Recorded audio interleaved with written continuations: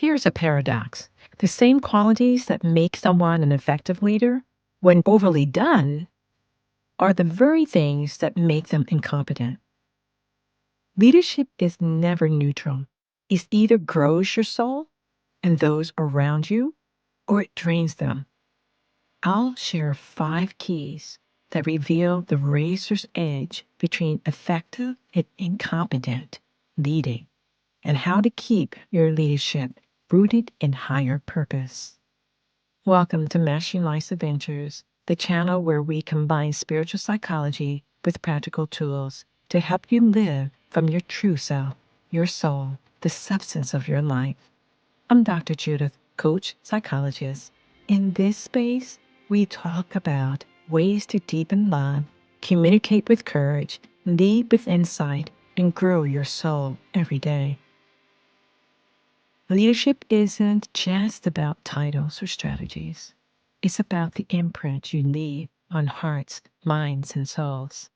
The difference between effective and incompetent leading is not always obvious in the short term, but over time, one path nurtures growth and the other erodes trust. This is where the law of cause and effect reveals itself. Every leadership choice sets in motion either constructive or destructive energy that multiplies through those you influence. The first key that I want to talk about is vision versus ego.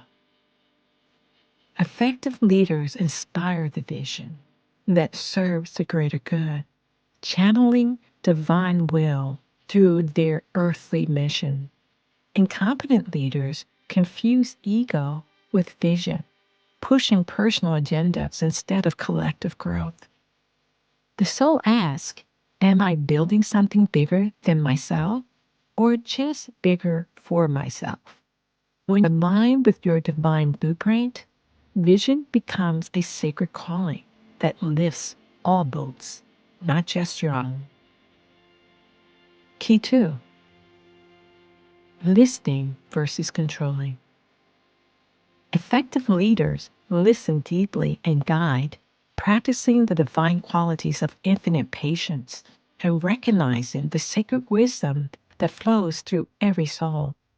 Incompetent leaders silence others, controlling instead of empowering. Listening honors the I am present in others. Control dishonors it. True leadership becomes a symphony where every voice contributes to the higher harmony. Key 3. Courage versus avoidance. Effective leaders face hard truths and difficult conversations with presence.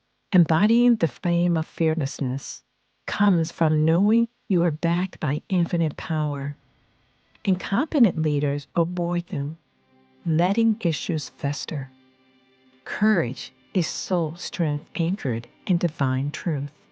Avoidance is erosion that weakens the entire foundation of trust. Key number 4. Integrity versus hypocrisy. Effective leaders live their values consistently. Incompetent leaders preach one thing and live another.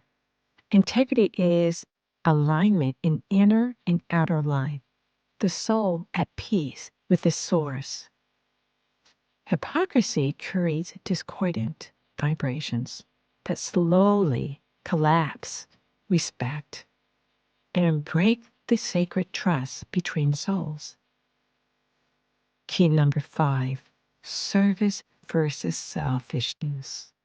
Effective leaders see leadership as service to the divine plan. Understanding true power flows through humility and selfless love. Incompetent leaders see it as privilege for personal gain. Service lifts souls toward the highest potential. Selfishness drains the life force from everyone around them. Leadership is soul work, a sacred stewardship of divine energy flowing through human form.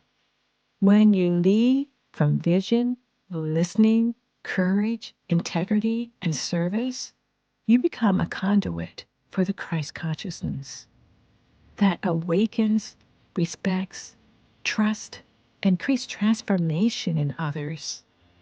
And when you twist those same qualities toward ego, control, avoidance, hypocrisy, and selfishness, you disconnect from source and collapse into incompetency. The mind is thin, but the soul connected to infinite wisdom knows the difference. Which path will your leadership reflect? Is your soul aligned with divine purpose that makes the difference? Here's a soul-searching question. If your leadership style was a prayer offered to the universe every day, what would that prayer be asking for? The elevation of our souls or the satisfaction of your desires? Because leadership is not about holding keys. It's about how you use them to unlock potential in souls, not lock them away. If this resonated, share it, reflect on it, and subscribe for more wisdom that strengthens your soul-led leadership.